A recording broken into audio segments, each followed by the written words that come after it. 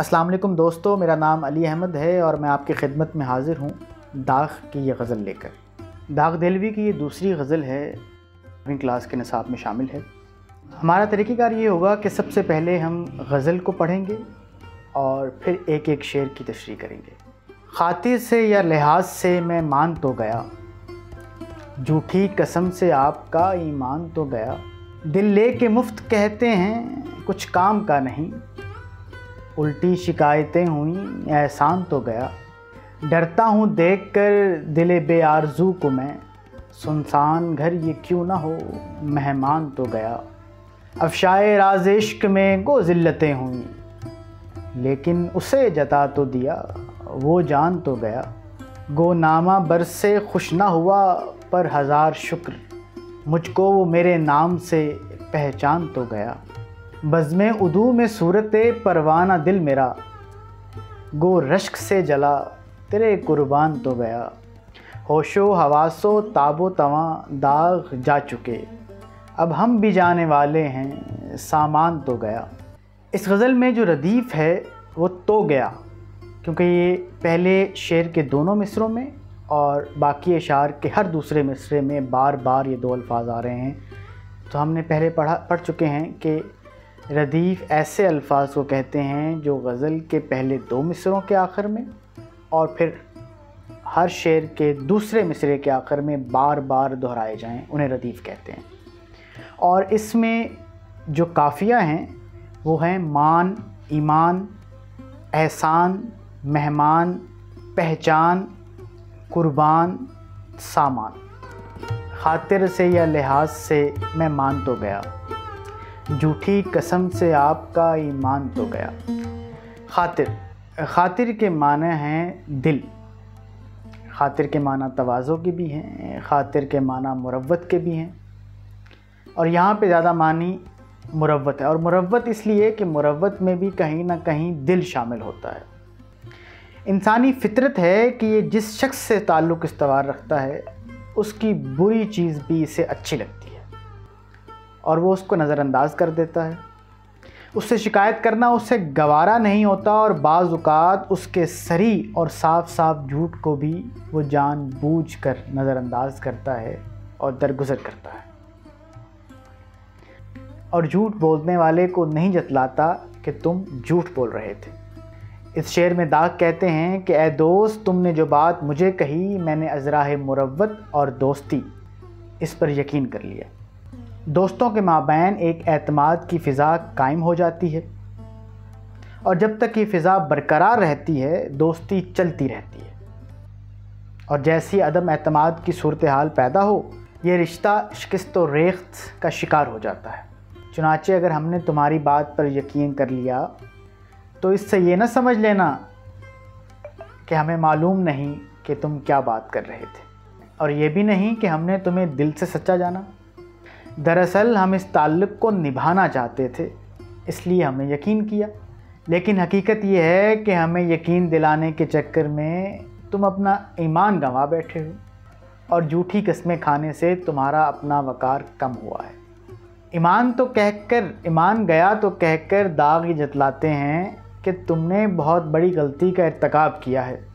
झूठी कस्में खाना तो गुनाह है, और जो बात बात पर झूठी कस्में खाते हैं उन पर एतमाद कम ही किया जाता है। दिल ले के मुफ्त कहते हैं कुछ काम का नहीं, उल्टी शिकायतें हुई एहसान तो गया। इसमें कोई लफ्ज़ मुश्किल नहीं है, इसको समझने की कोशिश करते हैं और आसान शेर है ये। इस पे गालिब का भी एक मिसरा है कि मुफ्त हाथ आए तो बुरा क्या है। जो चीज़ इंसान को बग़ैर मेहनत और मुशक्क़त के मिल जाए या जो बग़ैर मुतालबा किए उससे हासिल हो जाए, दिल में उसकी कदर कम होती है, लेकिन जिस शय के लिए उसे कोशिश करनी पड़े, उसे तगो-दो करनी पड़े, उसकी अहमियत बढ़ जाती है। दाग़ ने इंसानी फितरत को मलहूज़ रखते हुए कहा है। दाग़ कहते हैं कि हमने अपनी अज़ीज़ तरीन शय यानी कि दिल अपने महबूब की खिदमत में पेश कर दिया। अब वो उस दिल को देख कर कहते हैं कि इसमें फ़लाँ ख़राबी है और फ़लाँ बुराई है, और वो एहसान फरामोशी पर उतर आए हैं। महबूब कहते हैं तुमने हमें अपना दिल दिया, लेकिन ये बतलाओ कि ये किस काम का है। یہ ادائے بے نیازی کہ وہ میرے دل کو لے کر بڑی بے رخی سے بولے کسی کام کا نہیں۔ یہاں یہ سمجھانے کی کوشش کر رہے ہیں کہ بغیر مطالبے کے یا معقول شرائط کے کسی کو کوئی چیز نہیں عطا کرنی چاہیے، کیونکہ انسان اپنی عادت کے مطابق اس سے فیض یاب نہیں ہوتا بلکہ بے قدری کرتا ہے، اور اس پر وہی مثل صادق آتی ہے، نیکی برباد گناہ لازم۔ ڈرتا ہوں دیکھ کر دل بے آرزو کو میں، ڈرتا ہوں دیکھ کر دل بے آرزو کو میں، سنسان گھر یہ کیوں نہ ہو مہمان تو گیا۔ دل بے آرزو، ایسا دل جس میں کوئی خواہش کوئی تمنا باقی نہ رہے، جو نا امید ہو چکا ہو۔ انسانی حیات امید پر قائم ہے۔ انسان جب تک امید کا دامن تھامے رکھتا ہے وہ زندگی سے پیار کرتا ہے، اس کے لیے تگ و دو کرتا ہے۔ جس شخص کے پاس مقصد حیات نہ ہو اس کا دل مردہ ہو جاتا ہے۔ دل خواہشات کے دم قدم سے آباد رہتا ہے، جب تک اس میں آرزوئیں جنم لیتی رہتی ہیں وہ تر و تازہ رہتا ہے، اور زندگی کی مسرتیں اور خوشیاں اس کا مقدر بن جاتی ہیں۔ جیسے کسی حسین مہمان کے ہونے سے گھر کی رونق بڑھ جاتی ہے، ایسے ہی دل میں خواہشوں اور تمناؤں اور مقاصد کے ہونے سے زندگی کا حسن بھی بڑھ جاتا ہے۔ دل انسانی خواہشات کے بغیر ایک بنجر بیاباں صحرا کی مانند ہے، جس پہ خوشی کا کوئی پودا کوئی کنول نہیں کھلتا۔ مجھے یہ ڈر ہے دل زندہ تو نہ مر جائے، کہ زندگی عبارت ہے تیرے جینے سے۔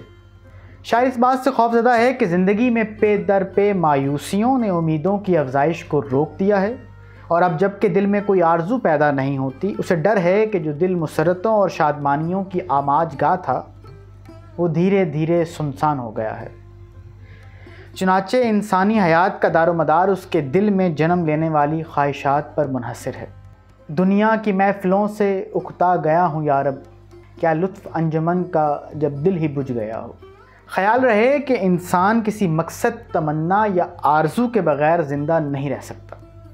آرزویں انسان کو تازگی اور حرارت کا احساس دلاتی اور آگے بڑھنے کا حوصلہ پیدا کرتی رہتی ہیں۔ افشائے راز عشق میں گو ذلتیں ہوئیں، لیکن اسے جتا تو دیا جان تو گیا۔ افشائے راز، افشا کہتے ہیں کھلنے کو، راز کہتے ہیں بھید کو، راز کا کھلنا۔ جتا تو دیا، جتا دینا، کسی کو احساس دلانا۔ ذلت کا معنی ہے بے عزت ہونا۔ انسان جس پر احسان کرتا ہے اور چاہتا ہے کہ اسے معلوم ہو جائے، یہ انسانی سرشت ہے کہ وہ جسے محبت کرتا ہے اس سے محبت کا طلبگار رہتا ہے۔ اگرچہ پروانہ شمع سے اپنی محبت میں جوابی محبت کا تقاضا نہیں کرتا بلکہ اپنی جان قربان کر دیتا ہے۔ شمع کو علم ہو یا نہ ہو، پروانہ شمع کی تجلیات میں جل کر خاکستر ہو جاتا ہے اور کسی صلے کا طلبگار نہیں ہوتا۔ لیکن شاعر اس طرز محبت کو پسند نہیں کرتا۔ اس کے خیال میں جب تک مطلوب کو علم نہ ہو، یعنی جس سے آپ محبت کرتے ہیں اسے علم نہ ہو، طالب کی محبت بے توقیر رہتی ہے۔ شاعر کا یہ رویہ اس لیے ہے کہ اس کی خاموشی کے سبب اس کی محبت کو تسلیم نہیں کیا جاتا۔ اس لیے وہ کہتا ہے کہ جب میں نے محبوب سے اپنے عشق کا راز فاش کیا، یعنی محبت کا اظہار کیا، اور اس سے کہہ دیا کہ مجھے تم سے محبت ہے، گرچہ اس نے برا مانا اور مجھے برا بھلا کہا اور مجھے ذلیل و خوار کیا، مجھے بے عزت کیا، لیکن اس کی تشہیر سے، اس مشہوری سے اسے معلوم ہو گیا کہ میں اس سے کتنی محبت کرتا ہوں، اور مجھے اس کو جتلا دینے میں یہ کامیابی ہو گئی، اور محبوب میری چاہت سے آگاہ تو ہو گیا، پہلے تو اسے کچھ علم ہی نہیں تھا۔ عبدالحمید عدم نے بھی اسی مضمون کو کچھ اس طرح سے باندھا ہے: جی چاہتا ہے عدم آج ان کو چھیڑیے، ڈر ڈر کے پیار کرنے میں کوئی مزہ نہیں، گو نامہ بر سے خوش نہ ہوا پر ہزار شکر، مجھ کو وہ میرے نام سے پہچان تو گیا۔ گو نامہ بر قاصد کو کہتے ہیں، جو نامہ پہنچاتا ہے، نامہ کہتے ہیں پیغام کو، خط کو، ہزار شکر یعنی کہ بہت زیادہ شکر۔ قدیم اردو شاعری کا محبوب محفل کی رونق تھا، اس لیے اس کے چاہنے والے بھی زیادہ تھے۔ داغ بھی انہی میں شامل تھے۔ وہ کہتے ہیں کہ ہم نے کوشش کی کہ وہ جانے محفل ہمیں بھی اپنے چاہنے والوں کی فہرست میں شامل کر لے، لیکن ہماری ساری کاوشیں ناکام ہو گئیں۔ اب ہم نے اس کا ایک نرالا اور الگ رستہ نکالا ہے۔ ہمیں یقین تھا کہ وہ ہمارے اس جسارت سے ناراض ہوگا، لیکن اس کے مثبت اثرات ہمارے ذہن میں تھے۔ چنانچہ ہم نے قاصد کی خدمات حاصل کیں اور اپنے دل کی بات لکھ کر کاغذ کے سپرد کر دی تاکہ وہ مناسب موقع پر محبوب کی خدمت میں پیش کر دے۔ وہی ہوا جس کا ہمیں خدشہ تھا، یعنی ہماری تحریر اسے سخت ناگوار گزری اور اس نے ہماری محبت کو قطعی طور پر نامنظور کر دیا، بالکل جواب دے دیا۔ شاعر کو اس کا اندازہ ہو گیا تھا، تاہم وہ کہتا ہے کہ اس سب کے باوجود ہم اپنے مقصد میں کامیاب ہو گئے، کیونکہ اسے ہماری محبت کے بارے میں علم ہو گیا اور نہ چاہتے ہوئے بھی اسے ہمارا نام یاد ہو گیا۔ صد شکر کہ اس طرح وہ بھری محفل میں ہمیں پہچاننے لگے۔ غالب کے ہاں بھی نامہ بر کے ساتھ کوئی انوکھا واقعہ پیش آیا ہے۔ تجھ سے تو کچھ کلام نہیں، لیکن اے ندیم میرا سلام کہیو اگر نامہ بر ملے۔ بزم ادو میں صورت پروانہ دل میرا، گو رشک سے جلا تیرے قربان تو گیا۔ بزم ادو، بزم کہتے ہیں محفل کو، ادو کہتے ہیں دشمن کو، صورت پروانہ، پروانے کی صورت۔ رشک اس صورتحال کو کہتے ہیں جب آپ کسی کی کامیابی دیکھ کر، کسی کی برتری دیکھ کر یہ خیال کریں کہ کاش خدا مجھے بھی ایسا بناتا۔ قربان جانا یعنی پہ کسی پہ صدقے جانا، واری جانا۔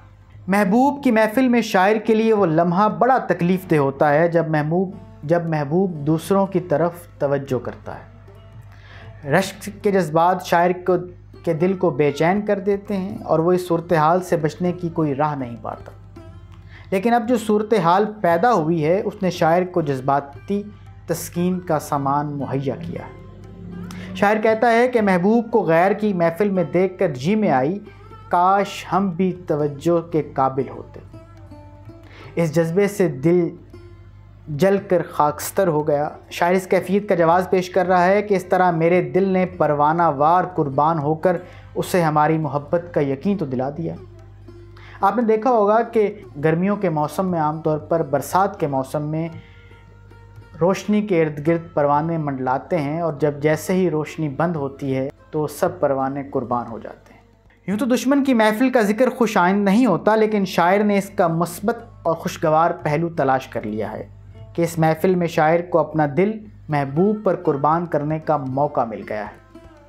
اگر وہ دشمن کی محفل میں نہ جاتا یا دشمن یہ محفل نہ سجاتا تو شاید یہ موقع پیدا نہ ہوتا۔ اس میں ایک نقطہ یہ دیکھیے کہ یہاں لفظ رشک استعمال ہوا ہے۔ رشک اور حسد میں فرق ہے۔ حسد ایسی صورتحال، ایسی کیفیت، جذباتی کیفیت کو کہتے ہیں جس میں آپ کسی شخص سے اس کے مرتبے، اس کے مقام، اس کی دولت، پیسے کی وجہ سے نفرت کرنے لگتے ہیں۔ لیکن رشک ایسا ہے کہ آپ ان ساری خصوصیات کی وجہ سے آپ یہ چاہتے ہیں کہ کاش آپ بھی ایسے ہو جائیں، لیکن آپ دوسرے کا نقصان نہیں چاہتے۔ تو رشک جو ہے وہ ایک مثبت جذباتی عمل ہے۔ اس غزل کا مقطع ہے۔ مقطع آپ کو معلوم ہے کہ ایسا شعر جو غزل کا آخری شعر ہو اور جس میں شاعر اپنا تخلص استعمال کرے، اور تخلص آپ کو معلوم ہے کہ وہ نام ہوتا ہے جو شاعر شاعری میں استعمال کرتا ہے۔ ہو سکتا ہے وہ اس کے اصل نام کا حصہ نہ ہو، لیکن اس نے اپنا کلمی نام رکھا ہو جسے تخلص کہتے ہیں۔ ہوش و حواس و تاب و تواں داغ جا چکے، اب ہم بھی جانے والے ہیں، سامان تو گیا۔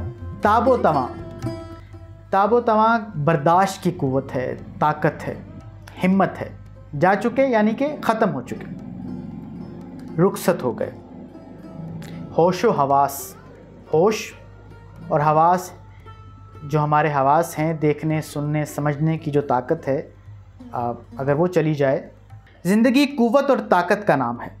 جب تک انسان کے آزاد توازن میں رہتے ہیں وہ زندگی کی مسرتوں سے ہمکنار رہتا ہے، لیکن وقت کے ساتھ ساتھ انسانی قوا کمزور پڑنے لگتے ہیں۔ وہ زندگی کی دوڑ میں حصہ لینا چاہتا ہے لیکن ضعف اور کمزوری کے باعث حصہ نہیں لے پاتا۔ شاعر نے حیات انسانی کے اس دور کی خوبصورت عکاسی کی ہے۔